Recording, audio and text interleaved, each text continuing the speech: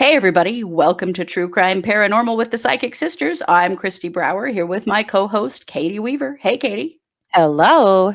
We are so excited to be here with you today as we are continuing the Daybell Vallow saga because every week, just when we think maybe we'll pick another topic and come back to this, something crazy happens. And I'll tell you Yep. what, a lot more than just one thing crazy happened this week. Oh, it The has list been is a long, week. my friends.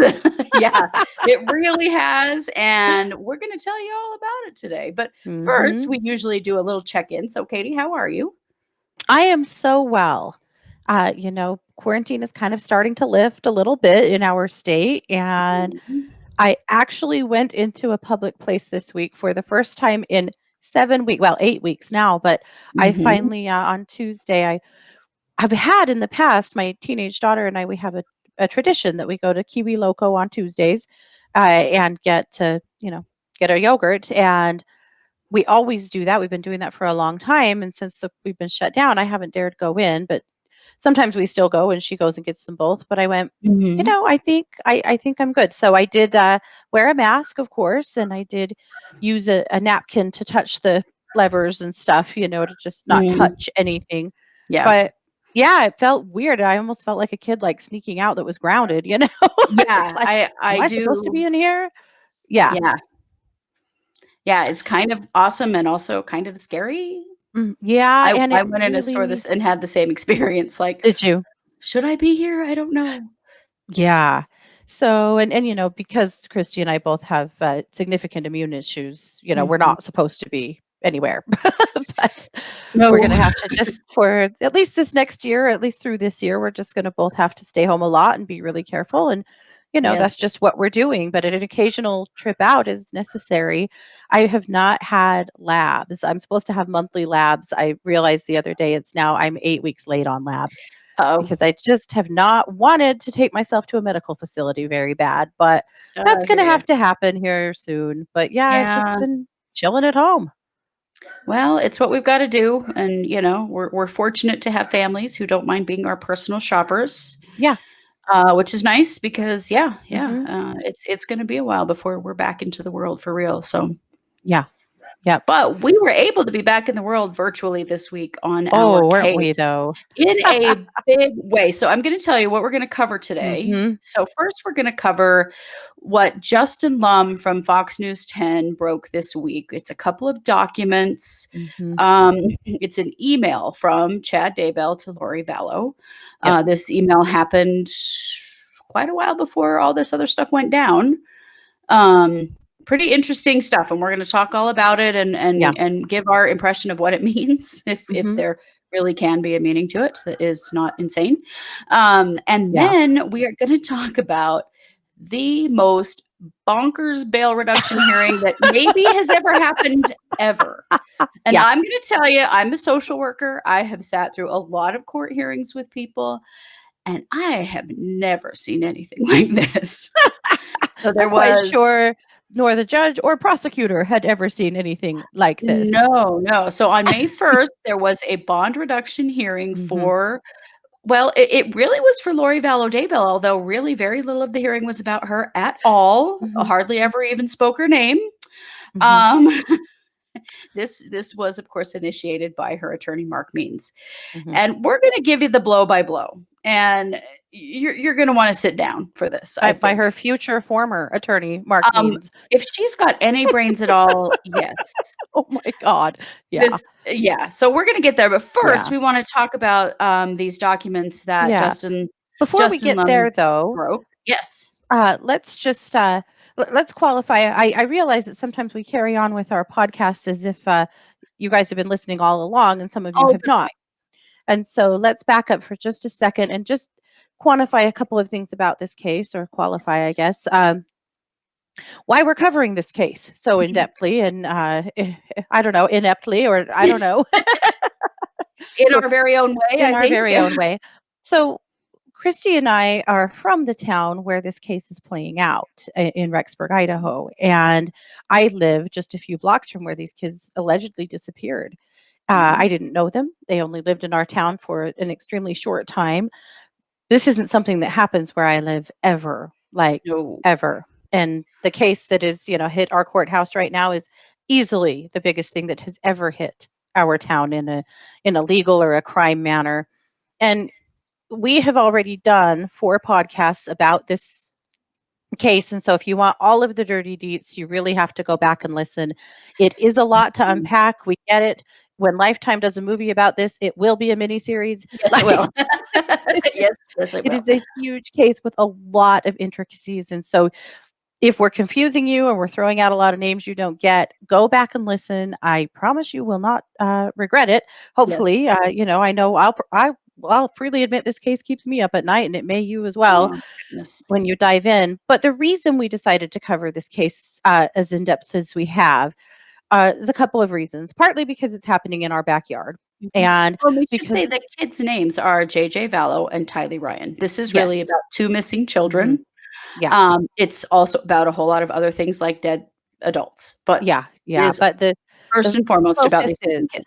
mhm, and sometimes there's some levity in this case, and sometimes there's, some absolutely bananas stuff that we laugh about, but we don't ever wanna lose sight of the fact that there are 2 missing children, there continue to Yes. be 2 missing children. That is our paramount focus, is Yes. helping sort that out for you, for us, for, the world. Where are these kids and what has happened? So yeah, we want to make sure that we always say their names. We always put some focus back on them because that's the Yeah. point. The other reason that we cover this case is because Christy and I are both former Mormons, and Yes. the people at the crux of this case are Mormons or former Mormons themselves. And Mhm. we feel like sometimes we have a little better insight into their behavior and into their spin-off of spiritual beliefs. I mean, no, we're not claiming that what they believe is Mormonism. It isn't. No. But there are some bits and pieces that have definitely been taken from there. And so Mm. we always want to make sure we kind of throw it out there. That's why we feel like we are uniquely qualified in some ways to cover this case. So, Christy, back to you. Absolutely. Thank you for that. I do forget because we're like waist deep in this case now, and so Mhm. I do forget Yeah. to go back to the beginning. But yeah, definitely if you haven't heard about this case before, go watch starting with Where Are the Children, our episode Where Are the Children, Uh-huh. and then move yourself forward from that one, then you'll better understand. But if you've been with us Mhm. all along, here we go. Yep. So, Justin Lum, who is a reporter for Fox News 10 in Arizona, and Mhm. the thing you have to understand is that Lori Vallow and her deceased husband Charles Vallow, they lived in Arizona, and the children were living in Arizona as well prior to living in Idaho. So Mhm. this case carries back to Arizona a lot, and so Uh-huh. he's like a dog with a bone on this case. I'm very Mhm. very impressed by him and all the work Oh, that he's yeah. doing. So he released an email that was sent by Chad Daybell to Lori Vallow. Mhm. And the subject line was family history information. Now, I And found it that was sent interesting. when? When? Oh, Wasn't it sent in 2018? yeah, in 2018. So that's Mhm. part of it is that it also, very clearly shows a relationship between these two people clear back in 2018. Mhm. They were married, of course, in November of 2019. Shortly after Chad's wife died, unexpectedly and maybe nefariously, and after Lori's husband had passed only a few months. So, Mhm. but what we know is they knew each other long, long before all of that Yeah. occurred. Mhm. I found the title of the subject line of the email interesting family history information. If you know Mhm. anything about Mormons, Mormons are way into family history and genealogy.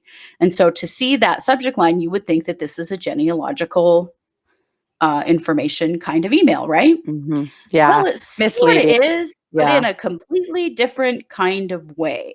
Yeah. So this email breaks people down into 2 categories, light spirits and dark spirits.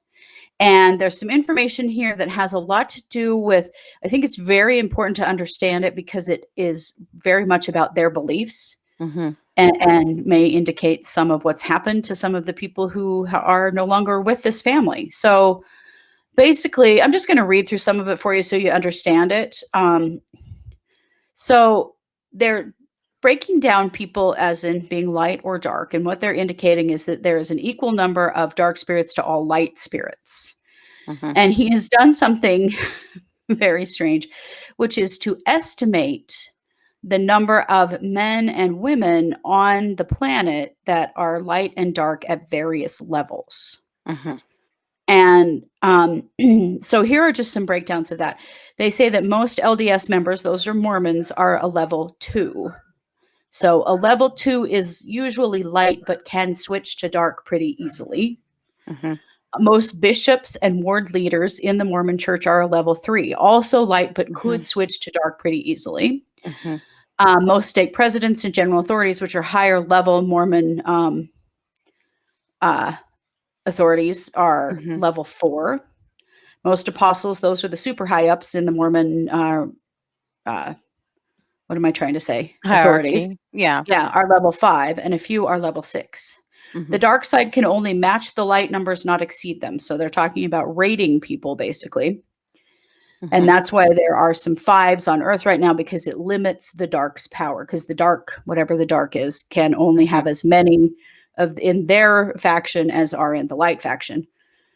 So 2s and 3s are fluid and can change sides during Earth life. 4.1 and above have made covenants to their side, so they rarely switch sides. So that's some general information. So now Lori obviously had asked him to break her family down into light and dark. Mhm. What this is based upon or how this is determined, no idea. Oh, I think it's determined right out of Chad's, he Mhm.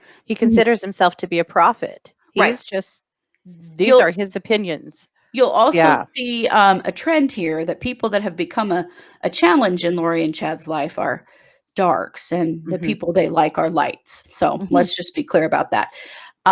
Barry Cox, who I believe is Lori's father, Mhm.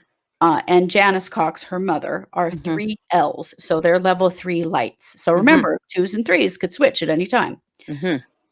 Stacy, who is a sister who has passed, was a 3 light on Earth, but after what he calls graduating, which means dying, graduated to a 4.1 light.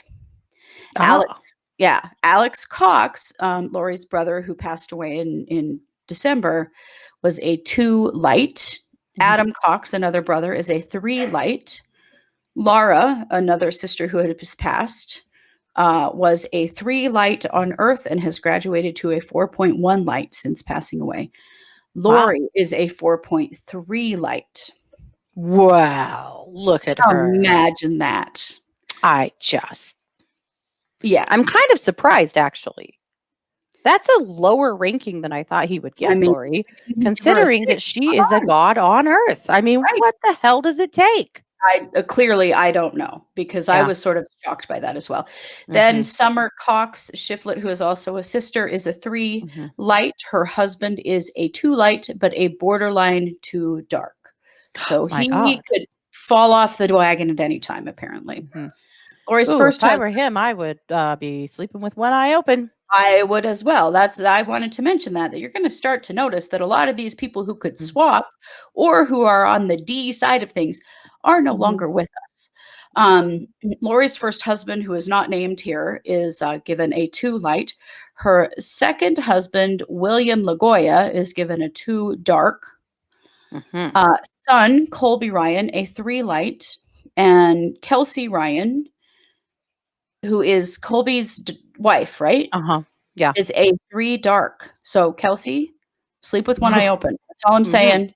All of you on this list that are a D, be careful. I'm Mhm. saying that honestly because clearly there Yeah. are things to be said here. 3rd Mhm. husband, Joseph Ryan, who we've talked about extensively, Uh-huh. is a 4.3 dark, and it says here that he is now sealed away, which we Mm. all know means he's dead. Mhm. Daughter, Tylee Ryan, who was 15 at the time of making this Mhm. list, 4.1 dark. Wow. 15-year-old girl who Mhm. is now missing and has been Yeah. missing for 6 months. Yep. Longer than 6 months, 8 months. That Pretty freaking telling. pretty telling, yes. Okay, 4th husband, Charles Vallow, which interestingly, this letter was sent long before they were married. Mhm. Coincidence? I think not. Yeah. He is a 3L. Now, I gotta say, I think it's pretty funny that he ranked himself as a 3. Mhm. Just saying. Wait, Charles Oh, Vallow. Charles Vallow. I'm sorry. Charles and Chad get mixed up in my head a whole lot. I'm sorry. This is her 4th husband, Charles Vallow, who is a 3L. Also interesting because he's dead. Now, Mhm. remember, 2s and 3s can swap at any time according Mhm. to whatever craziness this is. Mhm. Um, his first wife, Charles's first wife, Mhm. a 2D. Ooh. Yeah. Uh, Cole Vallow, a 3D, one of Charles's Mhm. sons, Mhm. who has the right to be ranking these people? I don't, and neither does Yeah. anyone else, including Chad. Zach Vallow, a 3L, 3 light, and Joshua Vallow, a 4.2 light. Mhm. Niece Melanie Boudreau, who is now Melanie, I can't ever Pulowski. Blau I can never remember that name, is Mhm. ranked as a 3L, 3 light, and her Mhm. husband, Brandon, a 3 dark. Now remember, Brandon had some trouble with them. Brandon and Melanie are, divorced. Someone tried to kill Brandon, was shot at, so he was Mhm. nearly on the, sealed away list. Right. Well, and police are still investigating Alex Cox for that attempted murder. Alex, of course, is now deceased himself, but at any rate, yeah. So Brandon was on the hit list. Yeah, yeah, he clearly was. And then their 4 children. Both boys are 3 light, older girl 3 light, younger girl 4.1 light. So fortunately, these children are all light. But to be ranking other people's children, and frankly, other Mhm. people in any way as light or dark, I think is really sick. Mhm. And as when people say this is not a cult, these people are not cult like. Yeah, yeah, they are. Yeah. Yeah. This is a pretty good indication of that, I feel. And when you look at that list and you look at how many people listed on the Mhm. D list are dead or missing, Mhm. It I also find that helps. frightening. Yeah.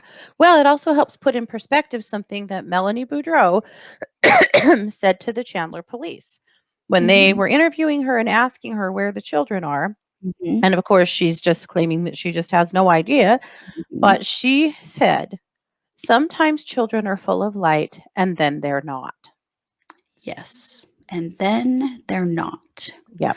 Now that, I think, was referencing directly to JJ Vallow because Yep. he was a 4.2 light at the Hmm. time. Yep. Tylee was ranked as a dark, a Yep. high-ranking dark from the very beginning at 15 years Hmm. old. Yep.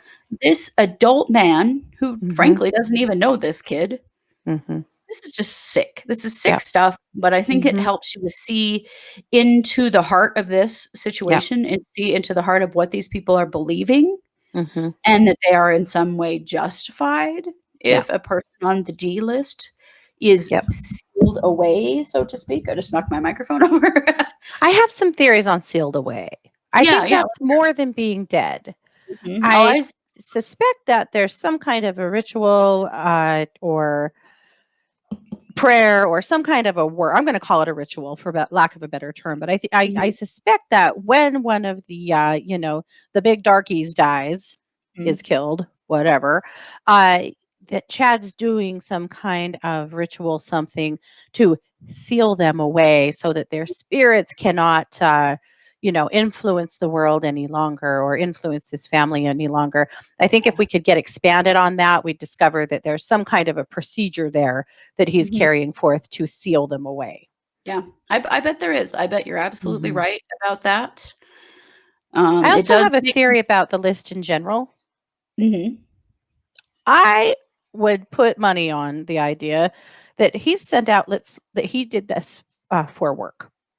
This looks mhm. like an email reading to me, Yes, it you know? does. Yeah. And Christy and I are both professional psychics. We've done a lot of work over email, and people write you for they ask you for a reading. They ask you for, will you look into this situation, or will you weigh in on that, or will you look at that for me?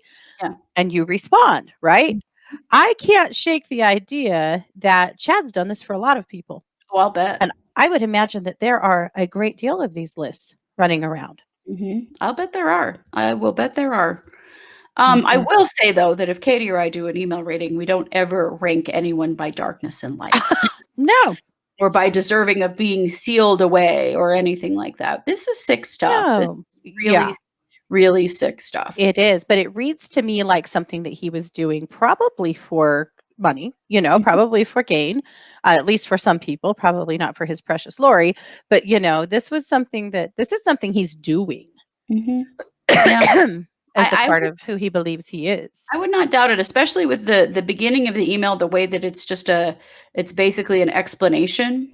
Mhm. It's almost like a numerology reading in a different Right.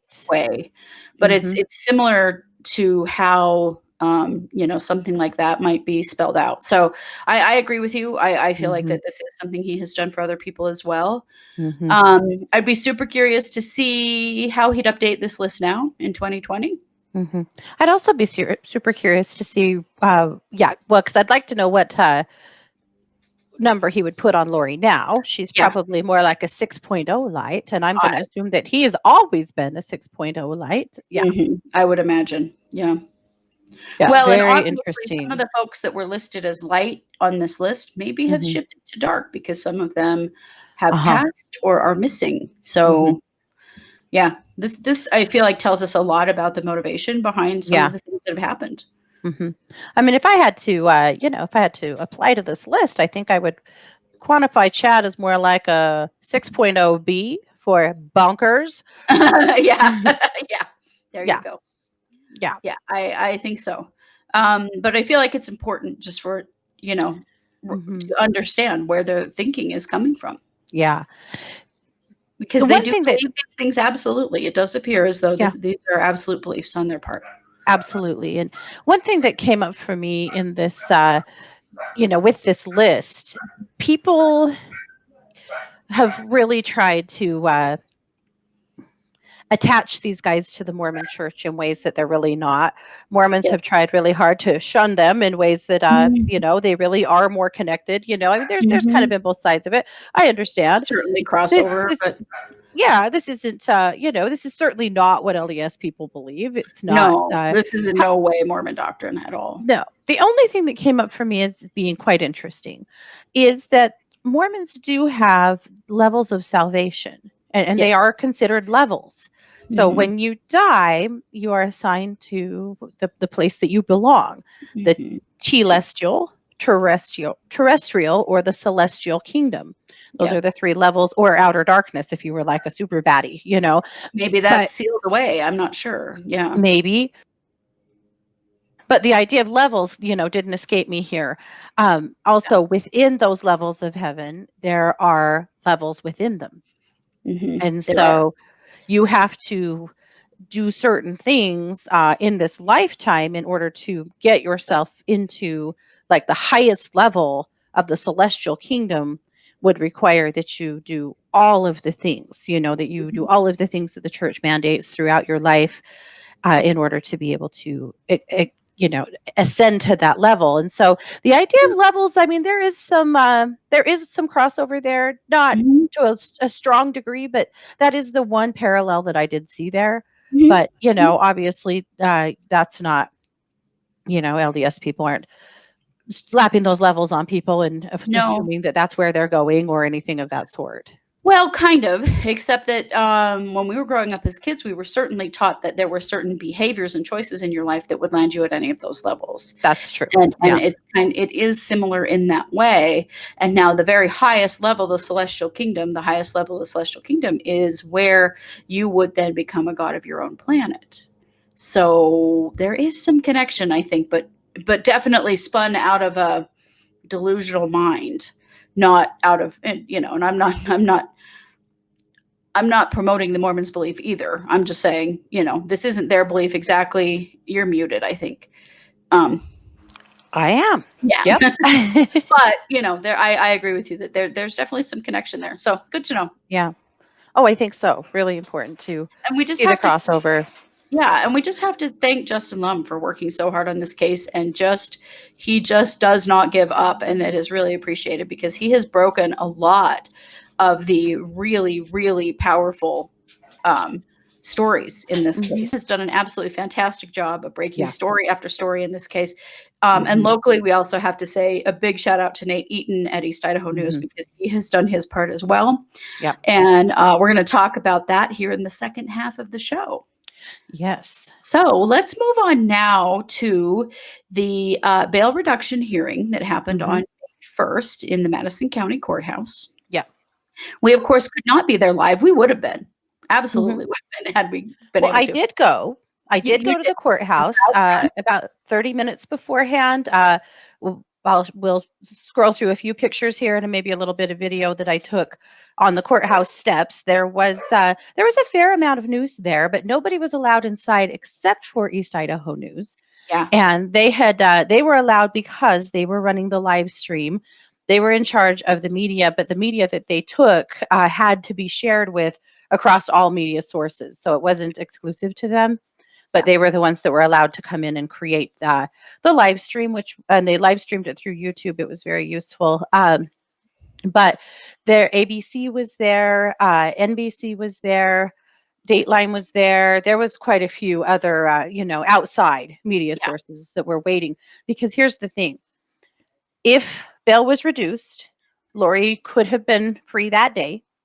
And if that was the case, they would have all stayed to try to get some film of her, footage of her leaving the courthouse. We would have been there too, yeah. on yet another stakeout at that courthouse to, to get our own footage of her leaving the courthouse.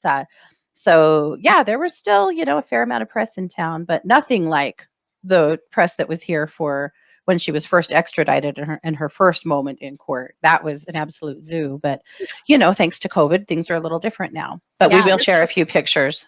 okay, awesome. Thank you for being there and doing that. It's so handy that You you're in bet. town. Right? Hell So yeah. so let's back up just a little bit so everyone understands. So Lori was originally arrested in Hawaii on a Mhm, warrant from the state of Idaho, from Madison County, mhm, and she was held in the jail there where she mhm, sought a bail reduction hearing because her bail was set at $5 million. That was set by a judge in Idaho. mhm, The judge in Hawaii denied her bail reduction claim and she waived her extradition hearing. So then mhm, she was extradited back to Idaho to the Madison County Jail. mhm. Well, and to Shortly, be fair, she saw two different judges in Hawaii, and they did petition both of those judges to reduce her bail. They yeah, both and denied that. they said, not doing it. Yeah. Yeah. So they brought her back here to Idaho. They put her in the Madison County Jail. They immediately had another bond reduction hearing Mhm, in which the judge did reduce the bond from $5 million to $1 million. mhm. You got to know that this is absolutely humongous bail for a case in Mhm. Idaho. Oh, Huge bail. entirely. And probably the biggest bail ever in Madison County, or one of the Mhm. biggest. One of the biggest. There was a murder, I don't know, like 2 years ago that had the same bail, but that was a murder. These aren't murder charges. The No, charges are 2 counts of child in not in child don't abandonment. there you go. I wanna say Yeah. endangerment because they should be, but Mhm. Felony abandonment. abandonment. It's all they can charge her Mhm. with right now because they don't know where the children are, and Yeah, she won't say. I mean, yeah, that's the underlying part of this case that I think we have to always remind everyone yeah. of, is that she wouldn't be in jail at all if she would simply produce her children Right, safe and well. right. But she's been through all of this, all of the arrest in courts in Hawaii, extradited Yep. to Idaho, Mhm. sitting in jail all for 2 Yep. months, so Right. far. Well, and what they had requested every time they've done a bail hearing up to this one, they have Mhm. requested that the bail be reduced, initially from $5 million to $10,000. Yeah. Can you imagine? And then, up to 50,000. But Mhm. when it was reduced from 5 million to 1 million, if she could have gotten a bail bondsman to bail her out, it would have cost her and Chad around between 100,000 to 150,000 to Yeah. pay the bail bondsman because it's 10 to 15%. That's not money you get back. That is a payment. It would have Yep. cost them 100,000 to 150,000. Now there was some, argument that Chad did have that money because he had received $430,000 of life insurance from his wife Tammy's death. So there was some thought that maybe they could make that bail. They tried really hard to. But what happened is that every bail bondsman that visited the jail basically said, you have to tell us where the kids are or we can't bail you out because Yeah. Essentially, what they are predicting, and their insurance company basically says, we have to know that this person's not going to screw us over for $1 million. Yeah. Well, because they suspect that there are more charges coming Mhm. because, the children are still at large or, Mhm. missing at large. And the Attorney General's office is now Mhm. investigating Tammy Daybell's death and Right. investigating both Lori and Yeah. Chad. And so basically every bail bondsman said, you are a wild card for us because that hasn't happened. I did hear that there have been a couple of bail bondsmen that actually met with her and said, if you will turn over the children, we will bond you out for no charge. She couldn't do it or wouldn't do it. I Yeah. also know that she offered bail bondsmen, rather than paying them, rights to the books and movies that will be coming from this case. Oh my goodness. Literally, she and Chad deadpan looked these bail bondsmen in the face and said, we don't have that $100,000, but we will sign over. We will give you rights to the books and movies that are coming. They really think that they're going to get rich off of this. Yeah. That makes me sick. Please, no one write a Hmm. book and no one make a movie. Okay? Nobody do it. Unless Yeah. you do it to benefit the family Hmm. members who have lost so many people and Yeah. not these sick people. Yeah. Okay. Unfathomable. But Unfathomable. those are So things to know about the bond. Yeah. yeah, yeah. So that brings us then to this hearing, which was supposed to be a bail reduction hearing based on new evidence coming to light. That was Hmm. the kind of bail reduction hearing that was requested by Hmm. Lori's attorney, Mark Means. Hmm. Now, we've talked about Mark Means a little bit before. We know Mark Hmm. Means is actually not a defense attorney, Yeah. and that really came to light in a very big way during this hearing. Hmm. So let's just jump into it. I want to say, I'm going to give you my very first impression of when the hearing started. When the hearing started, everyone walks in and they wait and they say, please rise. And the judge comes in. Okay, everyone's wearing a mask. All right. Everyone's wearing a surgical mask except for the judge who has on a black mask that matches her robe.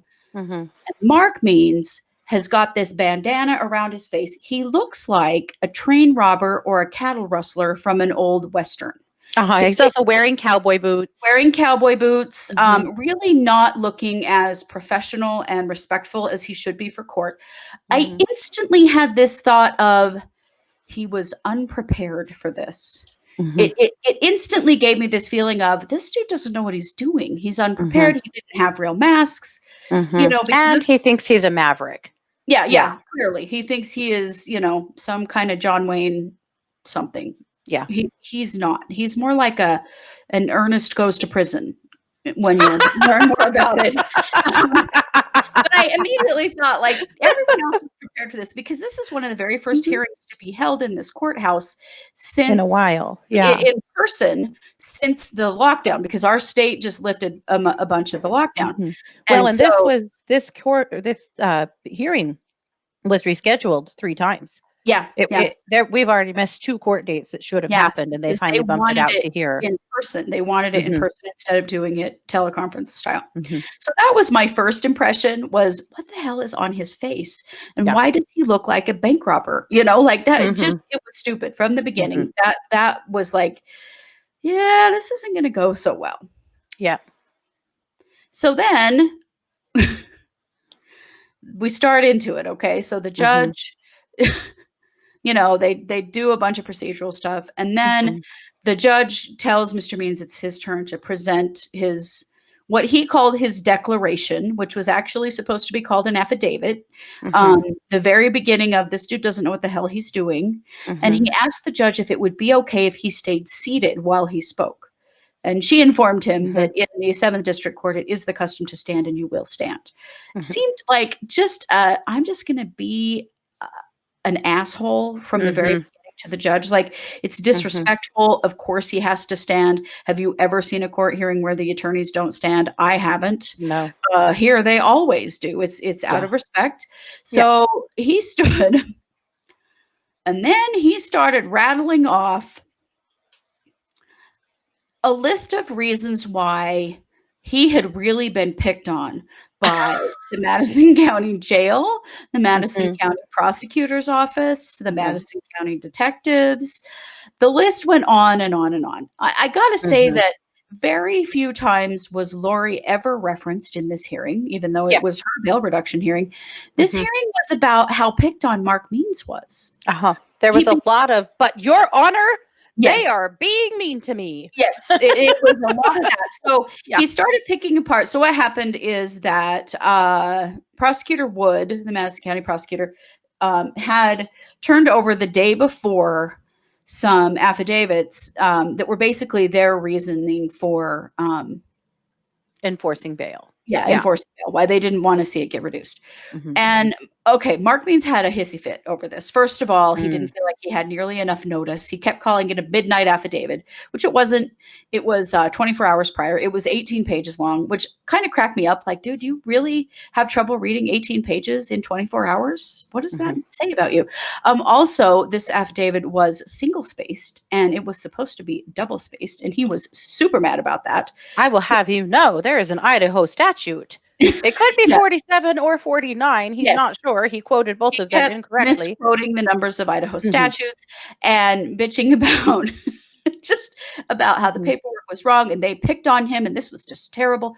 This was just Mhm. inexcusable that this would be so late to him, and, oh, it went on and A on and lot on. and lot about what basically accusing the prosecutor of some real dirty pool for Mhm. turning these affidavits in so late that, this case, this hearing was ordered like, 30 days ago, 38 days ago. And then And he one could more have day turned these to in at go. any time, and he waited until the day before, and how dare he, and this isn't the way, this isn't a reputable way for attorneys to treat each other. Yeah. Lots and lots and lots of attacks. I Yeah. mean, there was okay, let's just be honest. There was not a damn word said defending Lori in any way. No. Not a Mm-mm. word said. So No. that went on for a really, really long time. Mhm. Mhm. And the judge ruled against him in his he wanted to have these affidavits thrown out. Mhm. And the judge said, "Yeah, no, there's He wa nothing wrong with Yeah. this." He They wanted them thrown out based on the fact that they came in the day before and based on the fact that they were single spaced. didn't Yep. Yeah. And he kept quoting, state statutes, and the judge kept shooting him down. "Well, I'm looking through my book here, and I don't see that written on this statute number," and there was a Mhm. lot of that. That went back and forth basically forever. Mhm. He So he used 2 words repeatedly there in the first 20 minutes. Were we playing a drinking game? yeah. Unfortunately, we Hammer. had not predicted this, but Yeah. had we been playing a drinking game based on the word crammed, because he crammed information, Yes. crammed it down Mark Mean's throat, crammed it into affidavits, Yes. crammed it in at the last minute. I mean, Mhm. there was cramming, you guys, Crammed it a on the lot paper of by cramming. doing single space because it would have been too long if it had been double spaced. Yes, a Yeah. lot of cramming. The other word was extremely. Oh my gosh. He This was probably said it 50 times. extremely prejudicial. It was Yes. extremely disrespectful. It was extremely late. This is extremely unfair to me and to my client. I am extremely busy. Mhm. Oh my god, I am extremely offended. extremely offended. Yeah. Mhm, Oh, it went on and on and on, and mhm, it just you could only see so much of the courtroom, but you mhm. certainly could see the prosecutor's face with a mask on, giggling. He laughed through the whole thing under Because his mask. a total farce. Mhm, So, basically, he tried to get the judge to throw these affidavits out for these reasons, and the judge mhm. basically said, no, these are not reasons to throw out an affidavit, not doing it."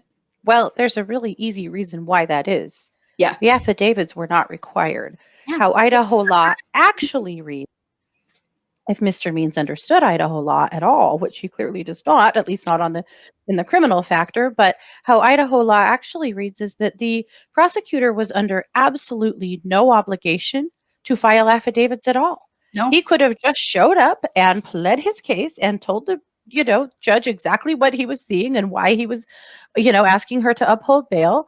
And he didn't have to file those at all. no, At all. didn't It was require any notice actually at all. a courtesy. It Yeah. was actually a courtesy, and he didn't have to file them in any way. So throwing them out is there's just it's not gonna happen because he filed something that was a courtesy. There was no grounds to throw them out, and in fact, throwing them out really wouldn't have happened. No, no, it wouldn't have happened at all, and they could have just showed up with with their plan of attack, basically on why the bail shouldn't have been reduced with no Mhm. notice to the Yeah. defense in any way. Yeah. So yeah, it was insane. So, I mean, So basically Means was just extremely wrong, and he yeah, should have crammed his brain with a little more information. yeah, really should have. Maybe you Ha should see what I did there? Yeah. maybe go back to school. Maybe get some legal extra credits. I I don't don't know. know. Maybe not take on a criminal case when you're not a criminal law attorney, but, That might be you the know, first step in maybe remedying this situation. there is So that. there's so much of it, but one of the thing there's lots of procedural stuff. So then they get to, so she says, no, I'm not throwing the affidavits out. So then they get to his real defense, his real, what he calls new information coming to light, Mhm. which is that two phone calls that he had while speaking with his client Mhm. were accidentally recorded by the Madison County Jail. And we're Mhm. going to get to why that Well, is in a minute in truth, because 3. yes, But he alleged many, many, many, many, many many, more, many, many. untold numbers of many Mhm. more. That was part of his declaration was that Mhm. it was his hunch, his gut feeling that there were Mhm. many more calls than this. Now, Yeah. he has no proof of that at all, and we'll get to None. that the Madison County Jail has admitted to these and what happened and why, Uh-huh. and how it was handled in a minute, but he left out entirely his own part in it, and we'll get to that. But, he alleged all kinds of things that were absolutely, unproven.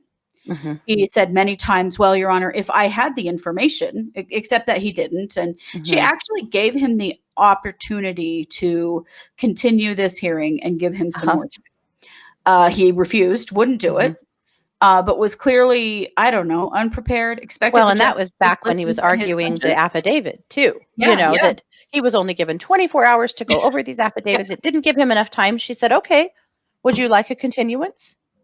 Crickets, man. Yeah, no, Turns definitely out not no. having a continuance. Yeah. So I don't know how to tell this without I don't know, I guess it's hard to explain it, but there were a few times that his communications were recorded with his client. Mhm. Here's what happened. So the COVID-19 shutdown order happened, and when that Mhm. happened, in jails, now attorneys can't meet face to face with their clients because they're trying to keep the virus out of the jail. So they Right? I went mean, from weird. I know, surprising, trying not to kill people, imagine. And he was super pissed about that and really seemed to imply that it was only affecting him and his client and not every single other Mhm. person in that jail.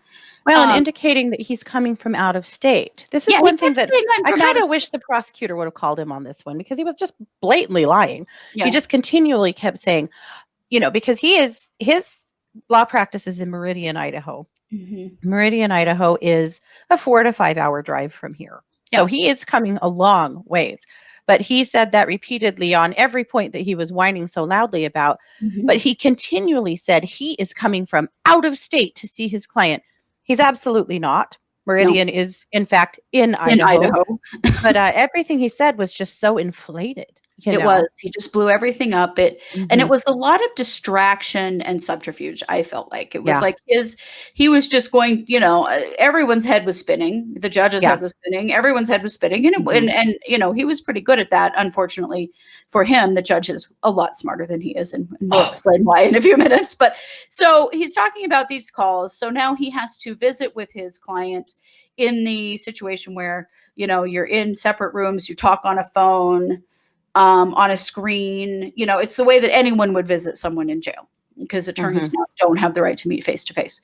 Well, I guess I'll just explain this because it's hard to go back. So, what really happened, according to the prosecutor's office, is that first of all, as an attorney, you have to register your phone number with Telnet, which is the system that runs the phone calls for the jail, so that Uh-huh. they know, oh, this is her attorney. Don't record this call.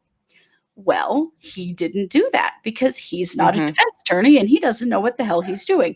So the first call that got recorded because he didn't do what he was supposed to do. That call showed Mhm. up at the prosecutor's office. The prosecutor's office secretary listened to it. They realized what it was. They immediately deleted the call. They called Mr. Mhm. Means and said, "Hey, we just discovered this.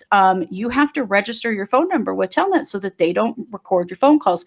That's your responsibility as an attorney." So that was the Mhm. first call. You got to Right, but remember, he didn't know because he yeah, wasn't a criminal law attorney. well, and He also didn't know. he didn't even try to find out, you know, No. like, he hasn't done Yeah. his due diligence His at his all. arrogance is over the top, but also Unbelievable. that was an absolute courtesy by the prosecutor's office. Yeah, One thing that the prosecutor, Rob Woods, explained is that client attorney-client privilege is alive and well, but it is absolutely up to the attorney to make sure that that confidentiality is, is happening. right. And if you, for example, log on to a phone call that says to you, and they all do, Yes. unless it's if it's not being recorded, that you won't get that warning. If it is being recorded, it will tell you this call is being recorded. Right. And one of the things he said was that according to Idaho law, if you engage on a phone call that tells you it's being recorded and monitored, you have given up attorney-client privilege. You waived it because Yeah. you carried forth with something that told you it was being recorded. It was a courtesy to delete those. It Yes. was a courtesy to let him know that this was happening. Yeah. He didn't have to do any of that. No, and they Rob did. Woods They didn't, but he did. But he Yeah. did. But he did. So the Yeah. whole time means is basically saying that it's a conspiracy and everyone's trying to listen in on their calls and trying to derail their defense. And no, they're not. He's not doing what he's supposed to do. So then the other calls that happened, he went to the jail. He was physically visiting and still on that telnet system, gets on the call. The call gives the recording. This call is being recorded. Uh-huh. He says to his client, "We can't talk about that because this call is being recorded." So he knew it was being recorded, and then he used that as this is a conspiracy against me. He didn't hang up and go to the booth and say, "Hey, I'm her attorney. I need to have a call with her that is not recorded." Mhm. So he didn't do anything he was supposed to do as her attorney, Mm-mm. and then wanted to turn it around on the county and on the Mhm. prosecutor's office and on the jail that this is a big conspiracy against him. And it absolutely is not. Mhm. He has not done his due diligence. Yep. And, he's mad because they won't let him meet in person with her. Well, there's nothing anyone can do about that. Right. People are dying all over the place in jails and Mhm. prisons with COVID. And so they have to be super careful that they Mhm. don't expose their inmates to this disease.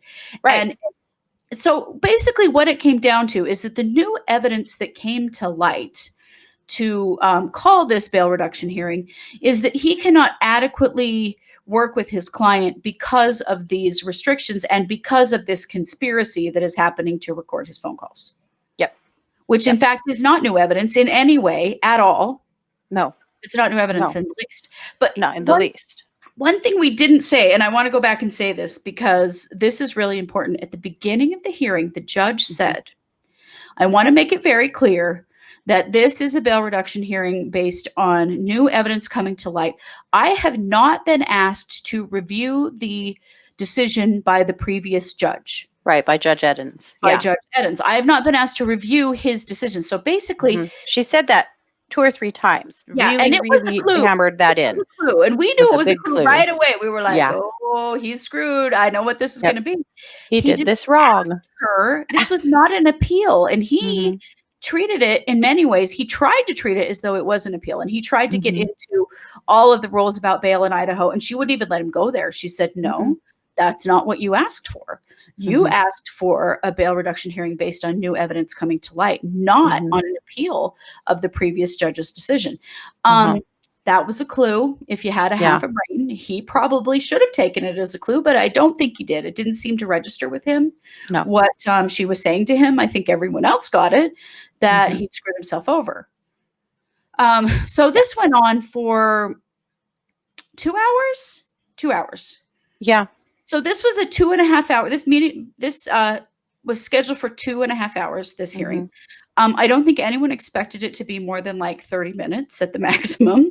Yeah. At 2 hours, the judge took a recess. He was finally done with his huge, convoluted, doesn't make any sense stuff, and with no new evidence in the actual case coming to light at all. And the judge called for a 10-minute hearing or a Mhm. 10-minute recess. Yeah. She was dying. She couldn't breathe in her Mhm. mask. She Yeah. was hot. She was having a really hard time. And so she left the room for Mhm. 10 minutes. Well, she'd So also just, been the victim of a 2-hour verbal assault barrage of of crap. Yeah. entire bullshit. Yeah. Her head had to have been spinning as much as Oh everybody else's my was. god, I think we Holy. all needed a 10-minute recess. And So let's just pause for one moment to talk about how fantastic she is. she is absolutely the best, and she's Basically, zinged just him so many times. oh, she was the master of So the professionally, professional she just burn. stuck the Yeah. knife in and twisted it, and no one even saw her Mhm. do it. No, Um, and just offered him the rope, and he just wound yep, it around his neck and hung himself the whole time she sure did. without, even realizing it. Yeah. Yeah, clueless the whole time.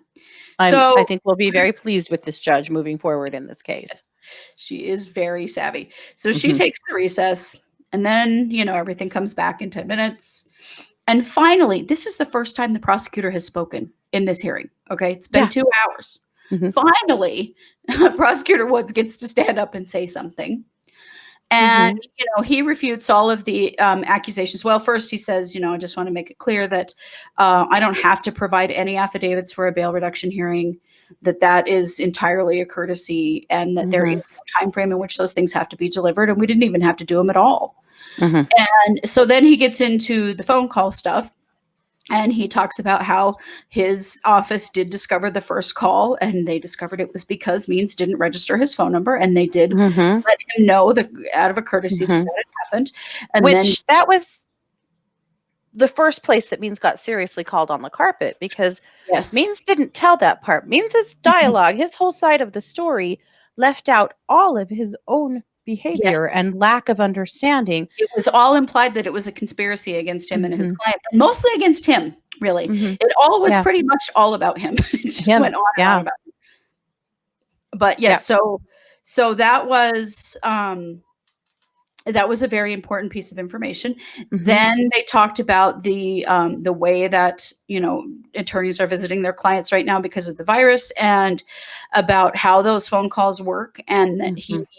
about how Mr. Means certainly did know that those calls were being recorded, because there is a prompt at the beginning that tells them that they are being recorded. Yeah. And, his own responses in the recordings certainly Mhm. indicated that he did know that, and Yeah. that there are ways around this system, and that if Mr. Means Mhm. would, bother to do his share here, that it would Mhm. be fine. Yeah. And, basically that, hey, the Madison County Jail is doing the best they can in this situation. And if the attorney Mhm. himself isn't willing to do his Mhm. share, what are they supposed to do about it? Yeah. So, Exactly. and he talked for less than 10 minutes. I mean, it Oh, was quite yeah. It brief. was very It didn't quick. take very long to refute all of it. And Um, basically just said, we think she should stay put. We don't believe that any of the new, facts and evidence that have been, reported here today. So there were three things that he tried to argue. He tried to argue A, that he can't communicate with his client effectively because the jail is, being shitty. B, economic hardship.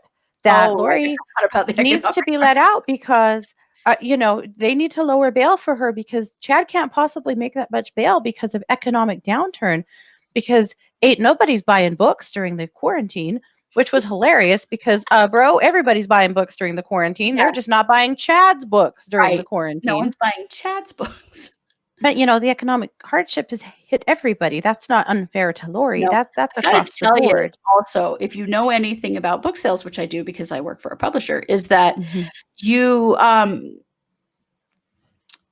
the royalties that he's receiving now Mhm. were 6, 8 months ago sales. Right. It's Yeah. not current stuff at all. No. Uh, Book No. royalties take forever to come Mhm. through. So Yeah. he's not actually economically being impacted yet by Mhm. any, Mhm. lack of book sales. Although I'm sure that, all of this craziness coming to light probably has hurt his book sales, but that would be his Mhm. own fault. Yeah, people don't necessarily want to seek a whole lot of wisdom from someone who's accused of killing people. Yeah. But Exactly. so there were those 2 points. Those were the main ones, that well, those the three things: the recordings, the lack of being able to communicate with his or with his client face to face. He said that if they lowered the bail to 150 to 250,000, he started at 150 and then somehow talked himself up to 250,000, Did all on its own. that Lori would have some skin in the game. Yes, he Skin said in that the game, which I several thought was times. pretty rich because she has a hell of a lot of skin in the game. Oh But yeah. the skin in the game so that she can, adequately participate in her own defense. Yeah. Yeah. I loved it because the judge, said, well, every single person in jail right now is going through the same thing and they've figured it Mhm. out. So we're pretty sure you can figure it out too. Yeah. So the attorney, the prosecutor made his statement. Then sadly, the judge has to go back to Means because he gets the last word because he asked for this hearing. And so he Mhm. reiterates all his crap again, all Mhm. even about the affidavits that should have been thrown out that she'd already ruled on. He goes over all of it again. And Mhm. then he says, in Section 6 of the Constitution, and the judge Mhm. goes, wait a minute. Which article of the Constitution? Oh, I mean Article 6 of the Constitution. And I don't know, he was trying to, I think it was about speedy trial, or I don't know. I'm not sure what the hell he was trying to say. Well, I can't remember, ma'am. I don't have or Your Honor, I don't have the Constitution memorized. If I could just take a moment and borrow a computer for a second, I can tell you. And she said, yeah, we're not doing that. And so then she says, I want you to know that the Constitution means a lot to me. And I always have a copy of it with me. And she pulls out her pocket Constitution and then spends easily 5 solid minutes Mhm. leafing through it, looking at him, Mhm. leafing it through it. Can't Mhm. seem to find anything in Section 6 that says Mhm. anything that has anything to do with this hearing. Well, Article 6 actually talks about being entitled to competent Defense. Well, counsel. that's right. Competent defense. That was Article 6. Yeah. So He's kinda telling on that was a himself. real Freudian slip there on on Mark Mean's part, because actually what he was arguing essentially was that his client had a shitty attorney. Yeah, yeah. And Yeah. the judge made it quite clear, looked right at Lori and said, Mhm. that Article 6 of the Constitution actually says that you have the right to competent representation. Counsel. Yeah. Yeah. That was hilarious. Oh Yes. my gosh, she burned him so hard on that one. Yes. Yeah. So many times. So eventually she finally did have an opportunity to rule and looked it over and said, first of all, there is no new evidence. This is not evidence that would justify a reduction in bail. She said, I wasn't asked to, but I did go over Judge Eden's ruling and I felt like it was a sound ruling. And Mhm. basically, finally, after all of that, she said, bail reduction is denied at this time. Throughout the whole thing, there was a lot of shots of Lori. One very petty Her thing I'll mask. say, and then I'll leave it there, is she's got a pretty good strip of roots coming in that are pewter gray. Yes, Yeah, it's not brown hair coming in, it is straight up gray. it By is. the time this is over, she's going to be completely gray. About the only thing you could really see of her was Mhm. shooting daggers out of her eyes at the, Mhm. judge and Mhm. at the prosecutor. Yeah. She Whenever the certainly prosecutor doesn't was understand speaking, correct, courtroom decorum at all. not at all. And whenever the prosecutor was speaking, she was absolutely drilling him with dirty looks. And when the judge was speaking, yeah, she was doing the same. Yeah. No cute painted toenails this time. She had socks on in her little They jail they slippers. Yep. actually looked with the camera at her feet, which I thought was Uh-huh. really funny. They zoomed in. Um, Yep. So no jailhouse makeup this time. no, No couldn't Jolly see it Rancher lipstick or yeah. No, Yep. I don't know. I mean, basically at the end, one of the things that the judge said to Mark Means was that Mhm. maybe he ought to, talk to a seasoned defense attorney and get some advice. Well, Not I mean, he kind of had that coming because in the beginning he he pointed definitely out that he's not a seasoned defense attorney. yes. I read someone in a chat room said something that I thought was hilarious. He said he wasn't a seasoned defense attorney, and she said, "Boy, you're lucky if you've got one spice." Yeah, Seasoned. it was wild. So I'm really curious to see what happens Mhm. if he continues to be her attorney. Mhm. I Well, think because one thing that happened this week that we oh, didn't bring yes. up is that Chad has now, uh, Mark Means is also Chad's attorney now, which will actually never He's fly if they fired are both Bartholomew and charged. Yep. Bartholic is out. Now mhm. Mark Means is the only attorney on either one of their. Now Chad doesn't have a case technically. He hasn't been charged with anything yet. If and when he is charged, however, they can't both have the same attorney and being Oh, charged for the same crime. They're going to have to split. But but basically, what it really boils down to is they're running out of money real rapidly. they are. They're running out of money. There's some scuttlebutt out in the world that Mark Means and Chad know each other, and that may be Hmm. why he's representing them to begin with. Because there is a lot of Hmm. question about why, when you are accused of something so significant, are you seeking out someone who is not a defense attorney to defend you in the Yep. first place? Yep. Yep. Obviously, Lori would be eligible for a public defender. She has no job. She has no income of her own. They Yeah. would likely be able to give her a public defender. Hmm. But apparently that's not, I don't know. It makes me wonder how much she got out of this. Although I will say that Nate Eaton, who Hmm. is East Idaho News reporter who's covering this, said on Twitter last night that as she walked out of the courtroom, she said under her breath, well, that was a waste of money. You think, Lori? You think? She had to have been mad. Now, there is a lawyer here on YouTube that, Yes. and you guys have to know about him because he's glorious. His name is Scott. Oh, damn. I'm going to have to find it. But he does a weekly, a daily actually, kind of tying up what happened in courts across the land today. He's looking at like dumb criminals and things like that. His name is Mhm. Scott Reich. You guys Scott Wright. absolutely have to go find him on YouTube. He is a scream, but he's an attorney. And so he understands some of this legal stuff. And the things that he said about this case, he said a lot of things about this case, but the things he said about this proceeding were hysterical. But, he basically said Mark Means looked like an intern. Mhm. This hearing should have taken no more than 15 minutes. There was just, we're presenting this, we're going to argue it, the judge is going to make a ruling. He said there's no way this could have possibly lasted 2.5 hours, unless it was just extreme incompetence. But Right. yeah, and he also predicted that Mark Means will be off this case in no time because he obviously has no idea what he's doing. Gosh, if they've got half a brain or $2 to rub together, I would imagine, Hmm. I would get rid of him in a second. It was awful. Hmm. But, the thing that we have to come back to is that no information came out about this case. No information came about the children or where they No, are or what's happened to them. no. Nothing. All of In this was fact, there just was zero mention. procedural bullshit. Those kids' names never Yep. came up.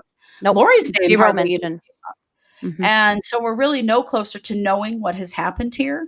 No. The trial has been moved to July, although there was lots of complaining about that from Mark Means, and so it's possibly coming back to the end of May. I don't know Well, for Mark Means sure. was complaining that his client is not receiving an expedient trial and that that's her legal right.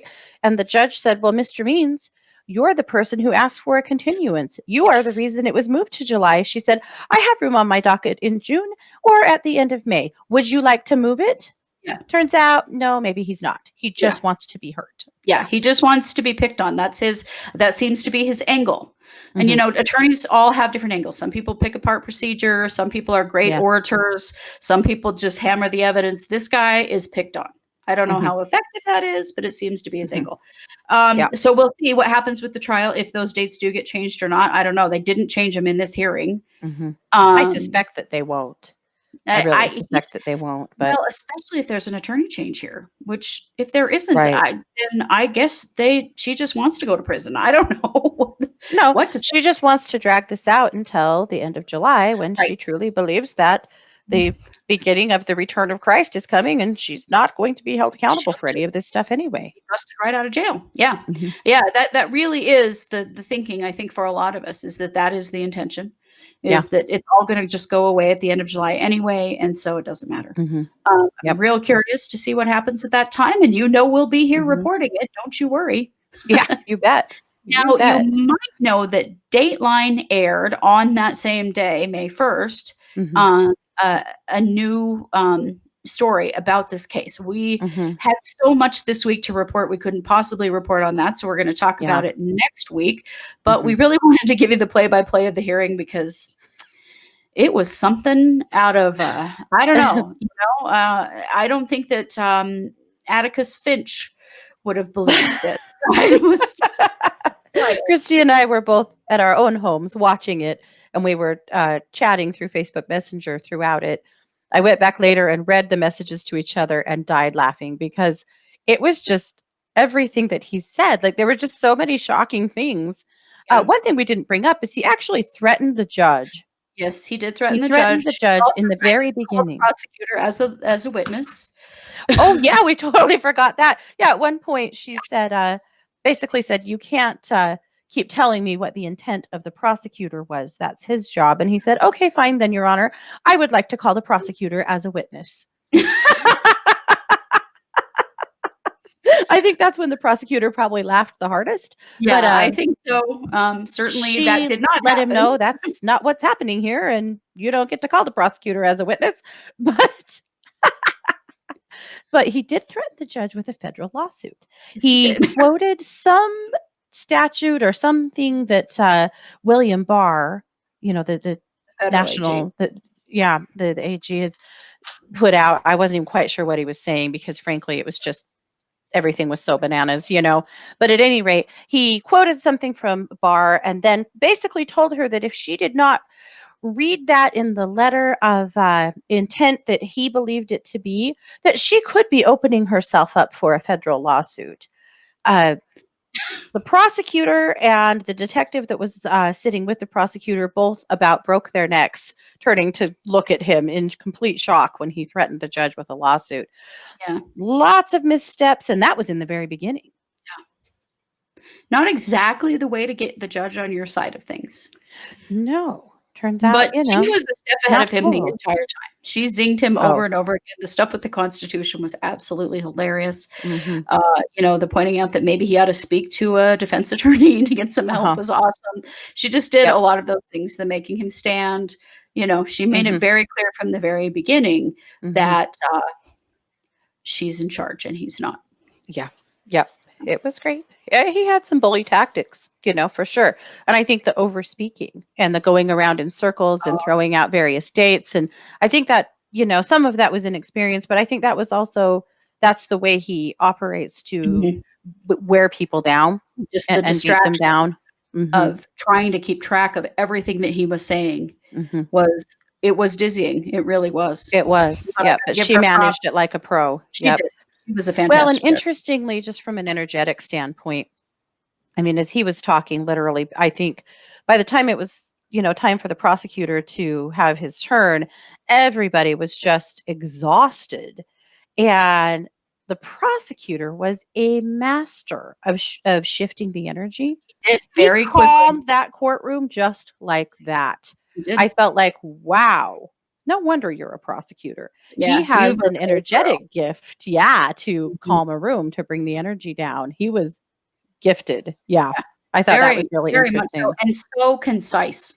He Mhm. was able he was refuting 2 hours of crap, and he did it in less than 10 minutes. Mhm. It was In a great. very convincing way. Yeah. Mhm. Very clear, very Mhm. clear. He was not ruffled at all, which I thought was really Uh-uh. cool. No, he was amused, Mhm. throughout it, but he Yeah. he maintained professionalism, though. I don't wanna indicate that he didn't. He did. No, he definitely did. Mhm. He did a great job. So, He did, and in fact, his appearance in this, hearing gave me a lot of confidence in him moving mm, forward and trying Lori, in whatever shall come. yeah, But whatever else is gonna happen. Yeah. yeah. Well, that is the word from the trenches. Yeah. So, don't forget to like and subscribe wherever you are listening to True Crime Paranormal. And we know this isn't a super paranormal case, but it's a really important one, so we wanted to cover Yeah. it. You can And I think also it has a find. major spiritual aspect to it as well. Yes, Yeah. very much so, and we feel like we're equipped to explain that, so that's one Yeah. reason why we're here. Also, you can find us on Facebook. True Crime Paranormal with the Psychic Sisters is our fan Mhm. page, and we have a discussion group that is connected to that page. You can also find us on Patreon if you like the work that we are doing and want to become a patron. You will get some free extra content. Well, I wouldn't say it's free, but extra content if you become a patron. So find us at Patreon. We're True Crime Paranormal with the Psychic Sisters over there as well. Yep. So Perfect. thank you for joining us today. We'll be back next week and we're going to talk all about the new Dateline special. Yeah. All right. Bye, everybody. Have a good week.